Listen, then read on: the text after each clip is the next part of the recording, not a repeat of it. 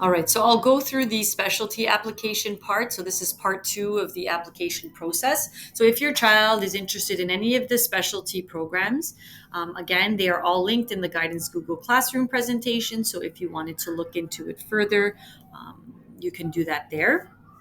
So if they are applying to the specialty program, they must also apply to regular programs. So every high school application should have a regular program option and any specialties that they're interested in. So on that front page, again, regular program is checked off, and then you can check off as many specialty programs as you would like. The students are familiar for the requirements for the programs and what it takes to be a part of these programs. So please ensure that your child is applying to something that is appropriate and most beneficial for them. This is the congregated advanced placement page in the application. So both of this one and the IB, which I'll show you next, there are questions that students have to answer in there. There are also schools that they have to check off that they are interested in applying to. So if your child is interested in the Congregated Advanced Placement Program, they are invited to check off more than one school that offers the program. And they only have to do the application one time, and it will be spread to those schools all at the same time. The next one is the IB program, or the International Baccalaureate program. The schools that it's offered at is listed below and all linked in the presentation. Again, they're picking their schools and answering the questions in here. For the regional arts programs, I just want to bring your attention to any hyperlinks that you find on the page. They are supplemental applications, and they need to be done in addition to what you see on your screen. Okay, so again, they pick off the school, check off the school, check off the art that they're interested in. All right, and then we have the high performance athletic program at James Cardinal McGuigan. Again, you would check off James Cardinal McGuigan, you would click on the hyperlink and complete the rest of the application and follow the directions as to how to get it to the school. Father Henry Carr soccer program, same idea, supplemental application, and it wants the stuff submitted to the school, I guess directly, or maybe you can email it to the athletic director at the top here. At the end of the specialty program application, it's going to ask you to consent to sharing the grade 6 EQAO, grade 7 CAT 4, and grade 7 first and second term report card. These do form part of the application, so please ensure that you do check that off before submitting.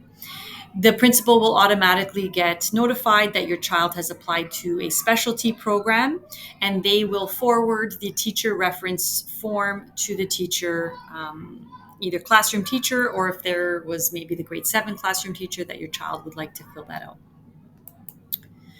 So don't forget, at the end of that, you're going to click submit. And if you need to make any changes to your application prior to the October 31st deadline, all you have to do is log back in, click on the unlock button, make your changes, and then you will submit again. So some of the important dates here are the acceptance for specialty programs will come out on Friday, November the 28th and Friday, December the 5th. So there's 2 wave of offers. Both of those have a due date to reply, which is Tuesday, December 2nd and Tuesday, December the 9th. If you do not reply, it will be just considered that you are not interested in the program or the spot. All regular program emails will go out on January the 16th. Nothing has to be done if your child is successfully placed at the school that they chose. If they are not and a redirection was offered, please get in contact with me and I can help you through that. All of the rest of the applications that are not submitted on time will go onto a wait list, and then students will be placed after January the 22nd.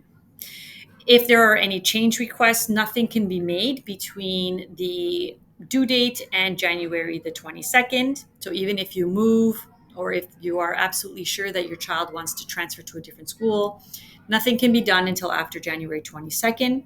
At that time, I will remind the students that you can make a change request by sending an email to myself, the school principal, or the classroom teacher, and we will do our best to facilitate that transfer request. Last page is just some resources, and one I just want to bring to your attention is this one in the bottom right hand corner. So if you need the guide to filling out the application in a different language, we do have a number of different languages that it's been translated to, so you can click on this link in the slideshow and follow the directions there. I will be having a virtual session on October 7th at 7 p.m. where parents can join. I will go through this exact slideshow, and I'll take any questions at that time. If in the meantime you have any questions, your child has my email on my Guidance Google Classroom, feel free to reach out.